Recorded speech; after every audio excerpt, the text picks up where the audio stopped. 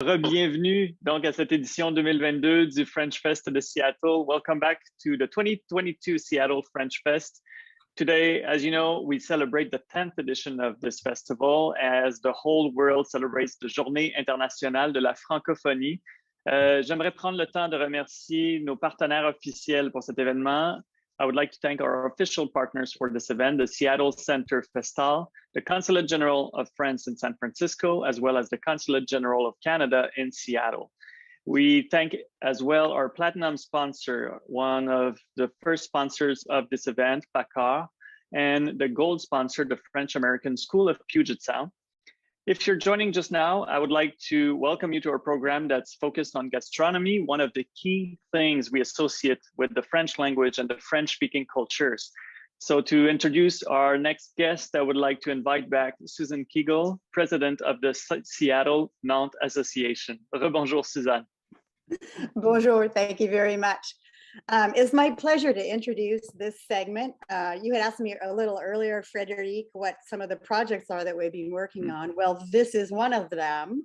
In late 2020, in full-on COVID, the Seattle-Nantes Sister City Association launched a craft beer project. And the idea was to bring together a brewer in Nantes and a brewer in Seattle and have them collaborate on a special commemorative beer using a common recipe and ingredients that are emblematic of the two regions. And we were lucky enough to find Chris Engdahl at Lantern Brewing in Seattle and Stéphane Blanc from Bubar Brasserie in Nantes. And they collaborated on this beer, which uses cranberries from Washington State and sel de Guérande, which we heard about in the last segment, the salt that's harvested near Nantes. And they both launched the beer in the two cities in the spring of 2021. So with that, it's my pleasure to introduce Chris Engel of Lantern Brewing to tell us more about the beer and his brewery. Thank you, Susan. Bonjour, Chris. Hello, Chris. Bonjour. Bonjour à tous. Yes, thank you, Susan. It's an honor to be here. Thank you. I would like to introduce everyone to our brewery and try to talk a little bit. I think we'll talk maybe just first about the process of brewing, just very quickly. Yep. And I want to try to tie that into the theme gastronomique. And I want to talk about some of the things that we do that try to celebrate our ingredients. And then time for questions, I hope. Awesome. Yeah, I'd like to tell everyone, if you do have questions, again, let's do the same thing we've been doing so far. So you just write the questions in the chat and we will relay the questions to Chris. And Chris, do you usually have groups that you walk through the brewery as you're doing today with us? Frequently, yeah. Okay. So I thought maybe we would try to do that virtually. Awesome. It'll be a little difficult, and my camera work is not the best. So if anyone has any questions or wants me to repeat something or show something in particular, just tell me. Parfait. But we're there live with you, and there's a whole lot of value into that. So merci beaucoup. Good. Well, let's try this. So let me just say, well, on my part, I came into cooking and food and brewing from a very early age. And I was very lucky to start studying fencing when I was young. So that was my tie to the French language, French culture. I started studying French when I was in high school and ended studying French in college. So where beer came in, I assume. Oh, yeah, there's some stories there, but anyway, so I love food. That was my first love. The languages of the world, and especially French, maybe that's my second love. And beer, I'm very much fond of. I can't say I love it because I work in it, and some days I don't love it, but mostly it's a very nice relationship. Let me just show you some of our ingredients. So not everyone knows that beer is made, it's in the United States, very specifically defined as a beverage made from grain. And mostly the grain is barley. So we also use, in addition to barley, wheat and oats, and we get it in big 23 kilo bags. So let me show you one or two. So very simple, big bag of grain. The grain itself is like this. So we're using grain that's whole. It's processed by a grain company called a malt house or a maltery. It's changed from the raw grain to basically a partially cooked type grain or a partially processed grain that's available for the brewer's use. So along with the grain, you can add all kinds of different things. One of them that Susan alluded to, we have cranberries. Cranberry is an important crop in Washington State, and my family actually has a history of growing cranberries. So this was a nice touch for how we can tie those things together. Eh bien, le sel de Guérande. Oui. Je n'en ai plus, malheureusement. Ah, you're out of it. Okay. Also, I think we very know well, a few people who can send you some. Oh, good. This will help. Also very well known in Washington. This is hops. These are the flowers from the hops vine, the plant.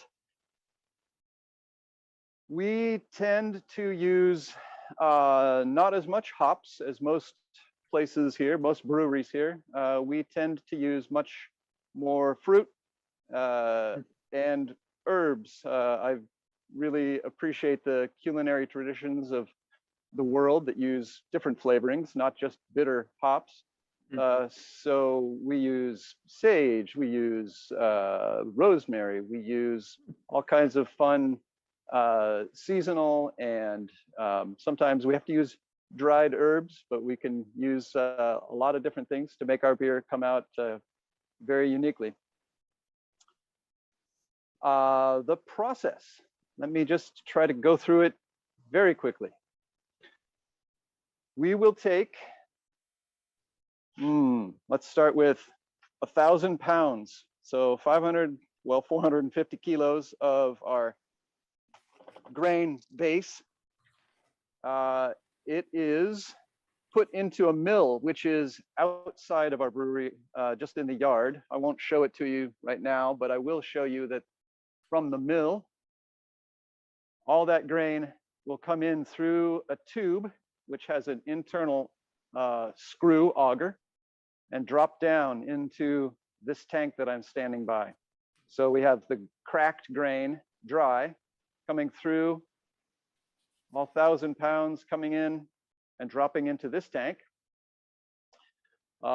This is in English, the mash tun. Le mou. La tonne de mou, c'est ça? Yeah. So this is where the grain is mixed with hot water or hot treated liquor, as it's termed, to start the process. So we extract the sugar from the grain in this tank. We make it nice and thin, from a very thick porridge at the beginning to a much more thin liquid state. Then we pump it to this next tank. This is a boil kettle.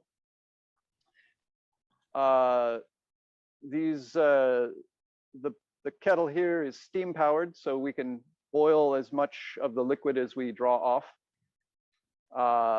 We can add flavorings, and sometimes there's a little bit of mineral addition or salt addition. But just like cooking, a lot of the flavors that I would like to use are very delicate or volatile or work better, not boiled, but cool. Mm. So we'll talk about that in a minute. So is it right there that you would incorporate the cranberries and the sel de Guérande that you mentioned earlier? No. Cranberries are a little bit delicate. Sel de Guérande is, I want to make sure that I don't destroy all of the flavors that are coming with the salt. So this process is more about stabilization and isomerization of any flavorings or materials that are very durable. For example, the hops have resins that are very hard to crack, so they have to be cooked for that part of it. But cranberries are a little too delicate to cook in a giant boiling vat, and likewise the sel de Guérande would be lost. So I wait. Okay. So if we boil some of it and make it stable and a nice sugary solution, then it's time for fermentation. But it has to go from boiling to a room temperature for the brewer's yeast to act on it. So there's a cooling, let me see if I can find our cooling. There it is. This blue unit, we can cool it immediately. So sending it through a pump, through this cooling unit, and then through a big hose all the way across the room to one big stainless steel tank there. So this is where the fermentation happens in the stainless. That's one possible place to add the more delicate flavors, but still fermentation is a fairly active process. It can, it's churning and fermenting, right? It's almost alive. like, yeah. So that can change the flavors. So still there are some really delicate flavors that we want to preserve. So after this process, we can, after the fermentation has calmed down, we can often package it right after this and add flavors in a calmed down state in the fermentation tank, or perhaps in the packaging tank. Let me get over here. This is another big tank that's used more for packaging the beer, but it's also a place we could mix in flavors or change some of the beer state to be, well, the primary use here is for carbonation, but we can also blend in flavors or steep other flavors to add something as we carbonate it.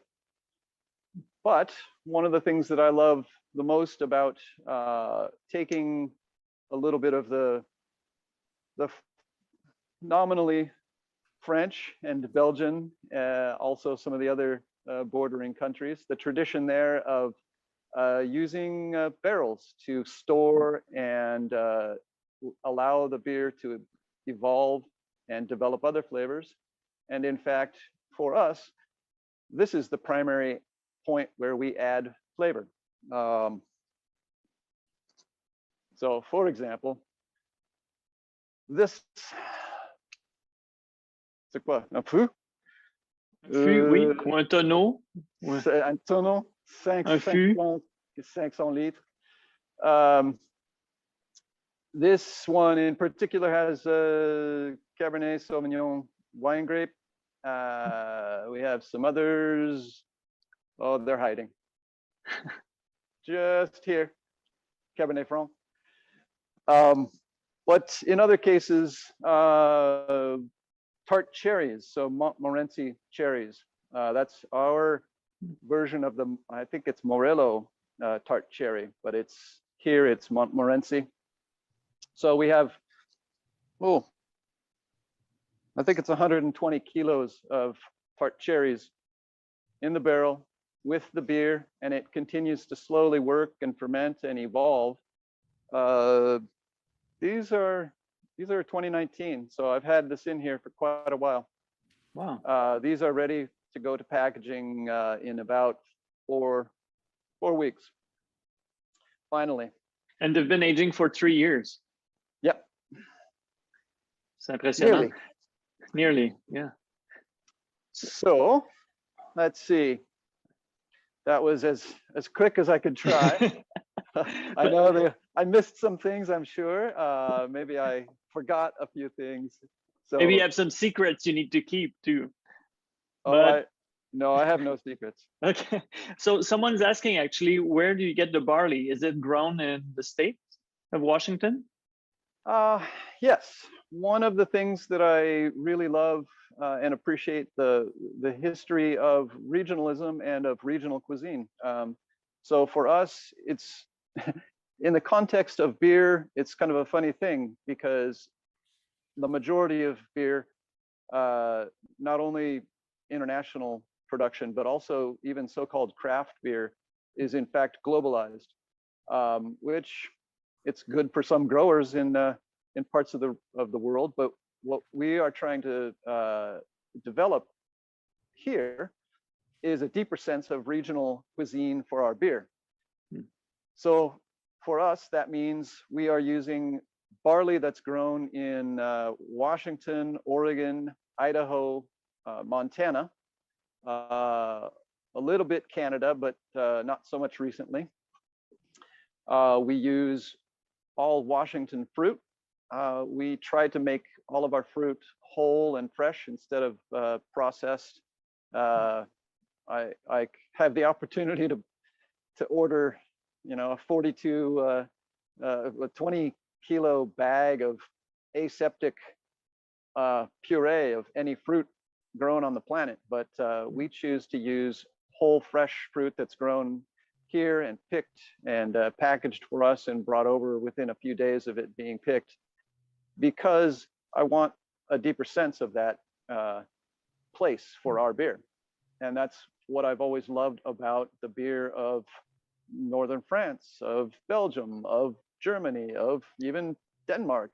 It's got a history of using ingredients and being developed through the use of local ingredients and through a sense of local identity.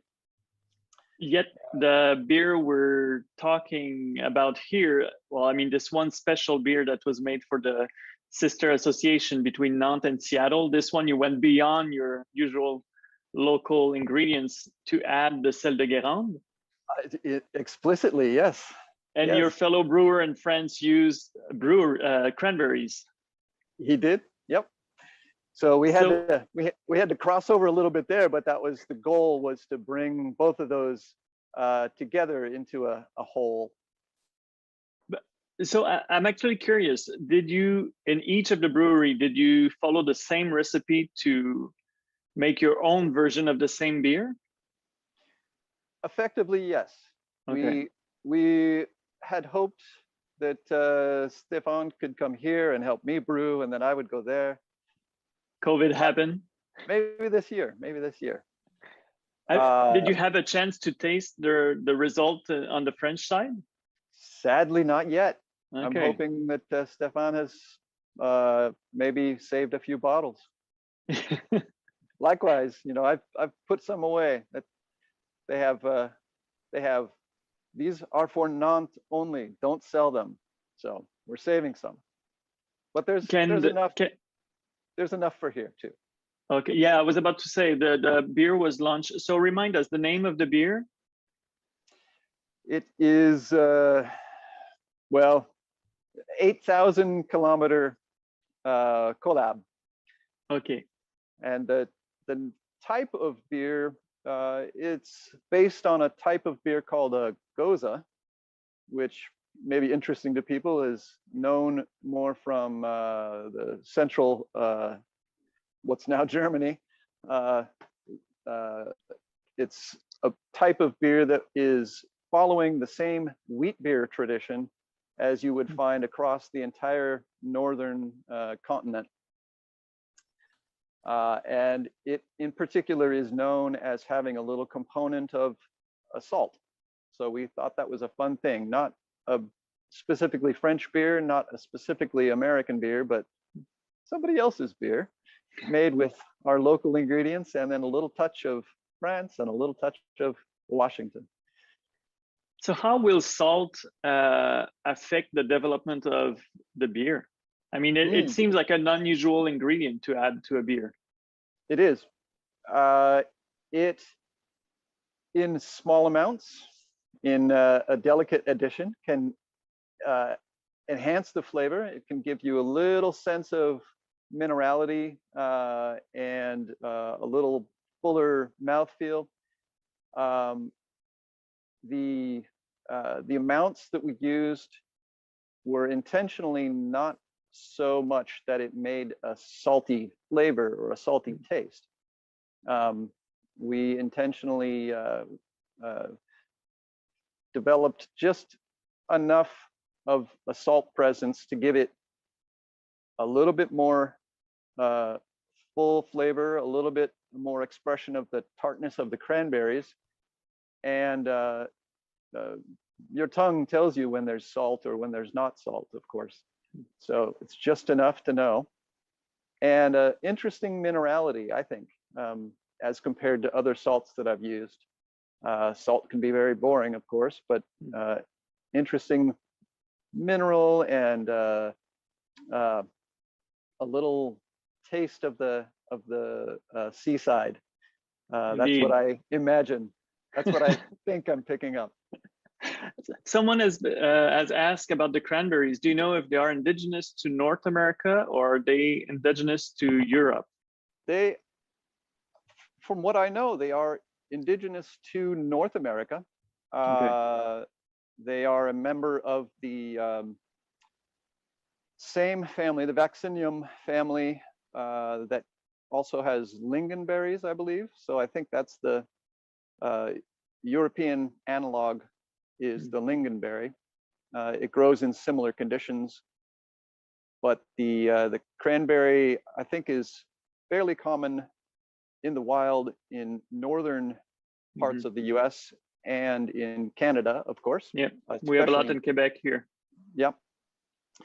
But there's an industry that developed, I think, in the late 1800s and early 1900s that spread cranberry growing across the northern states of the United States. So I think Wisconsin and Michigan and Massachusetts and Maine and maybe some other ones and Washington have cranberry crops now that still are grown. If we go back to your personal story, someone was asking, how were you inspired to do beer, to make beer at some point in your life? You talked about your love for food. How did you get specifically to beer making? Well, my parents encouraged me to cook when I was 3, 4. Oh. I love flavors. I love to eat. And I love the diversity of flavors. And that's, I think, what got me started with brewing was